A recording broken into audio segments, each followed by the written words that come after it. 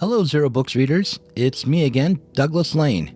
In this video, we'll explore the philosophy of what's called the black pill.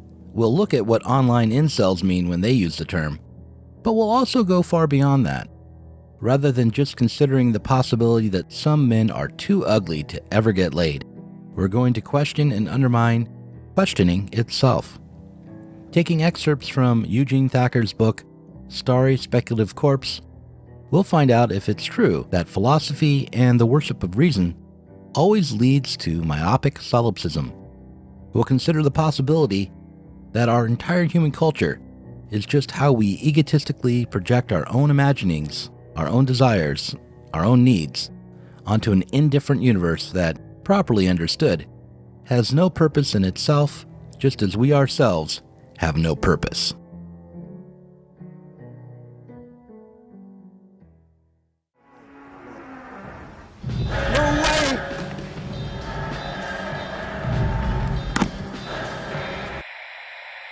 In order to understand the dilemma that the crisis of global climate change puts before us, Eugene Thacker turns to Nietzsche.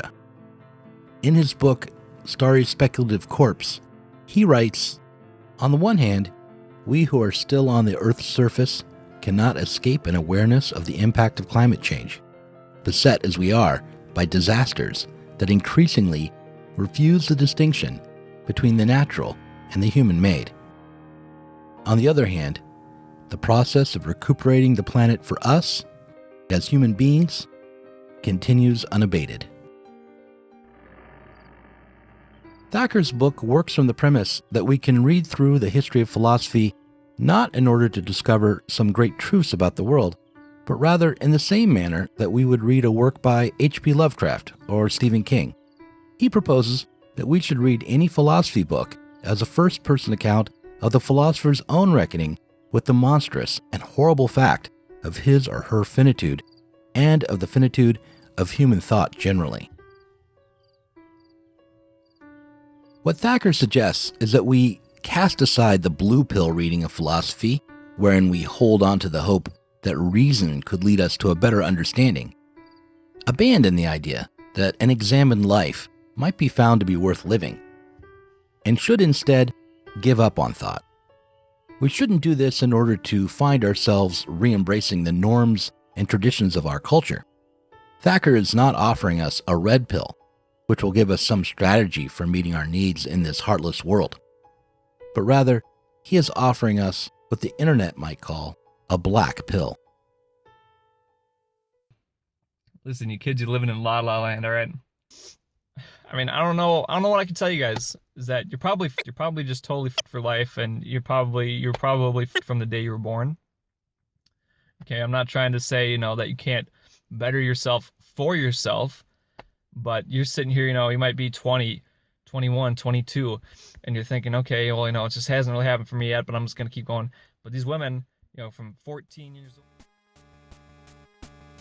In the movie The Matrix, there are two choices. You can choose to take the blue pill or the red pill. The blue pill is the pill of illusion or ideology. You take the blue pill and you remain in the world as you already know it, staying within the ruling ideas of society. You know the ones. All men and women are created equal, endowed with inalienable rights to life, liberty, and the pursuit of happiness. The role of the state is to ensure domestic tranquility. There are no class conflicts. There is no inherent animosity or division in the world. The police are there to help you.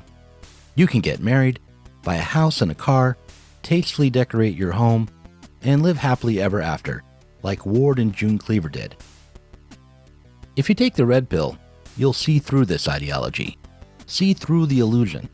In the MRA manosphere, taking the red pill has come to mean believing that women and men have inherently different interests and that they are inherently different sorts of creatures.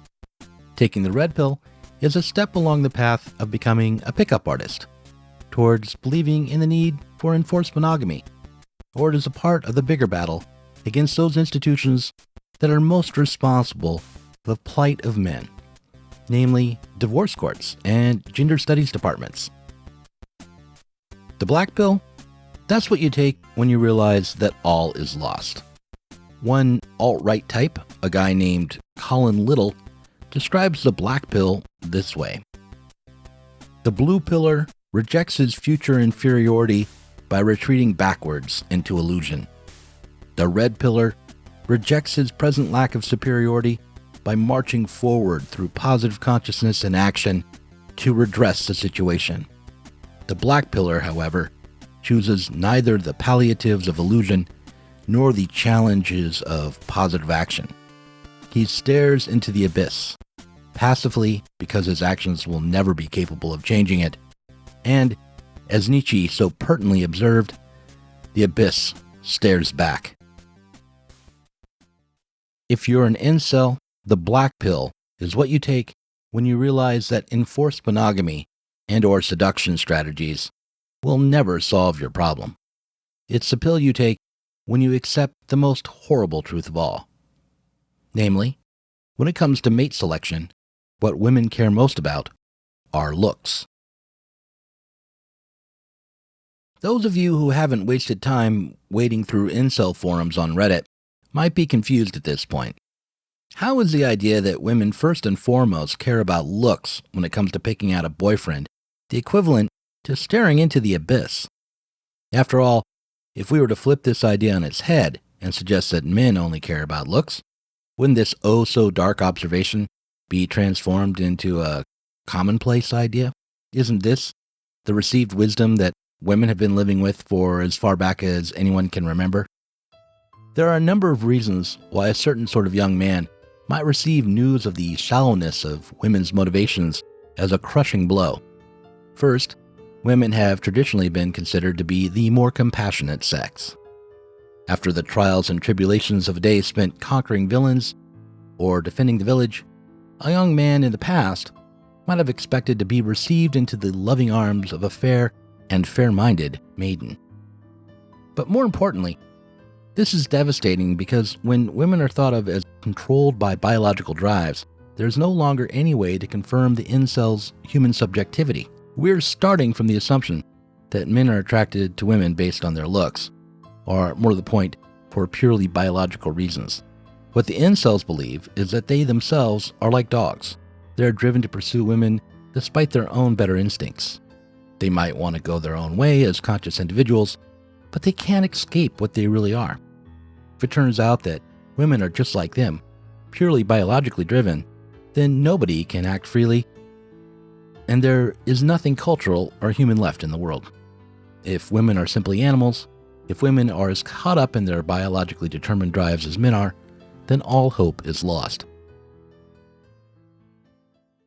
For the incel, the indifference of women, their preference for more attractive men, is a hard limit on their life, one that leads them to despair, as, given their own unattractive looks, they will never discover even the semblance of love or support. The incel has not only lost any chance for the illusion of love, given up all hope of finding an intersubjective partner, or a partner who can reciprocate his own subjective experience and give his life meaning, but he can no longer maintain faith in his own solipsistic existence either. What then is the unhuman? It is, first of all, a limit without reserve. In Leiber's story, we see at least 3 stages by which one encounters the unhuman. At the first level, we encounter the unhuman only as it exists for the human. This is the normative world of modern industrial capitalism described by Dalloy in the story. At this level, the unhuman is everything that is for us and for our benefit as human beings, living in human cultures, and bearing some unilateral and instrumental relation to the world around us. But Leiber's story steadily moves towards a second level, which reintroduces a notion of the unhuman through an inversion of this relation between human and unhuman. And the key phrase in Leiber's story is the following: man hadn't discovered oil, but oil had found man. We don't use oil, oil uses us. Note that a relation of unilateralism still exists, except that it has been reversed. Instead of human beings making use of the planet for their own ends, the planet is revealed to be making use of human beings for its own end. Humans are simply a way for the planet to produce and reproduce more planets. Clearly, with this sort of epiphany, all bets are off. One can no longer regard the human endeavors of science, technology, and economy in quite the same way. But the terms of this relation are still human. Intentionality, instrumental rationality, and even a touch of malice are all attributed to the anonymous ooze of oil. Towards the end of Leiber's story, this anthropic inversion undergoes another turn, leading to a third level in which the unhuman is encountered.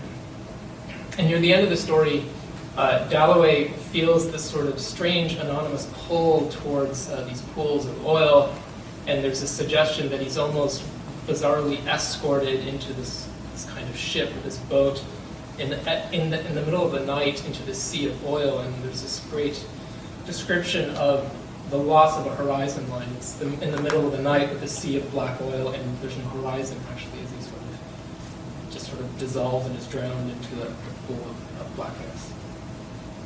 So as Dalloway is weirdly carried off into the viscous night where oil and nocturnal darkness merge into one, effacing all horizon lines in a miasmatic black blur, Dalloway's own individuation slips away and is engulfed. And at this moment, he realizes that the human categories of life, mind, and technics are themselves simply one manifestation of the unhuman. In other words, as opposed to the anthropic inversion, humans don't use oil, oil uses humans. Here, Dalloway experiences another kind of inversion, an ontogenic inversion, in which everything human is revealed to be simply one instance of the unhuman. And at this point, thought falters. And here we enter a fourth stage that we can perhaps call a misanthropic subtraction.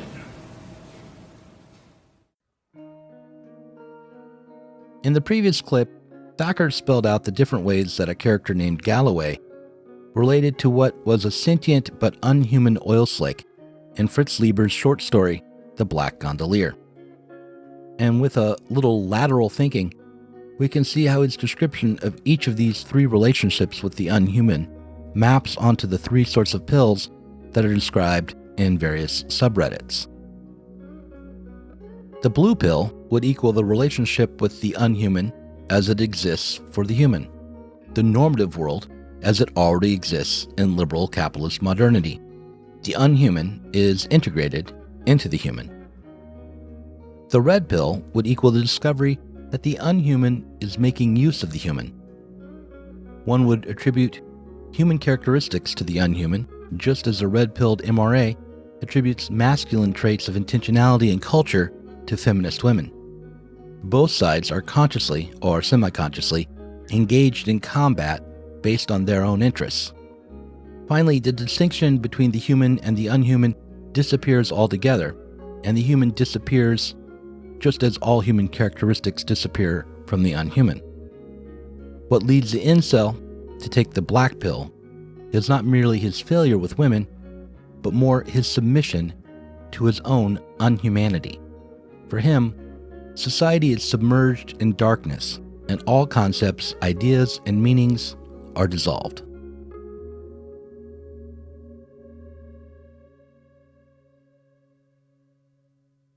In the 2006 film The Pervert's Guide to Cinema, the philosopher Slavoj Žižek commented on the blue pill, red pill choice from The Matrix, suggesting that it was a false choice. The red pill was, according to Žižek, actually a black pill from the start. That is, the idea that we could see through ideology to the truth was a false one. But the choice between the blue and the red pill is not really a choice between illusion and reality. Of course, Matrix is a machine for fictions, but these are fictions which already structure our reality. If you take away from our reality the symbolic fictions that regulate it, you lose reality itself. This idea of a black pill is really only an abdication of the responsibility we face when we bump up against a limit that, rather than occupying a space beyond human cognition or understanding, is precisely what makes our humanity possible. And the same is true for the woman who spurns an incel. She is not to be understood as a fully instantiated or vital otherness, totally taken over by her unhuman drives, but rather her inability to fully know the source of her own desires, to sometimes be swept up in impulses that seem alien even to her own idea of herself, is what marks her as a subject. The difficulty, then, is not our humanism, but our conception of humanity as filled in by this otherness, subsumed by the unhuman other. Instead, we should recognize that the distance between our ideas, our human concepts, and the totality of the universe is precisely the gap that makes humanity possible. To put this plainly, Ken and Malick once argued for humanism this way, quote, "Whether liberal or Marxist, underlying all humanist strands is a belief in human emancipation. The idea that humankind can rationally transform society with the agency of its own efforts. Indeed, no emancipatory philosophy is possible without a humanist perspective, for any anti-humanist outlook is forced to look outside of humanity for the agency of salvation." End quote. What this means is that emancipation, when it comes, won't be utopian, but will, instead, always be human. All too human.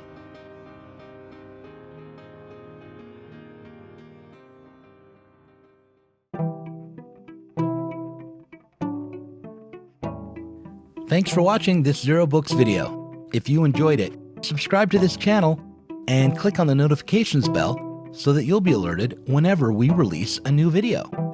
You should also consider supporting us on Patreon. Our patrons get access to our Inside Zero Books podcast every week and can get access to the Zero Books Book Club and help us to continue making online content from the left.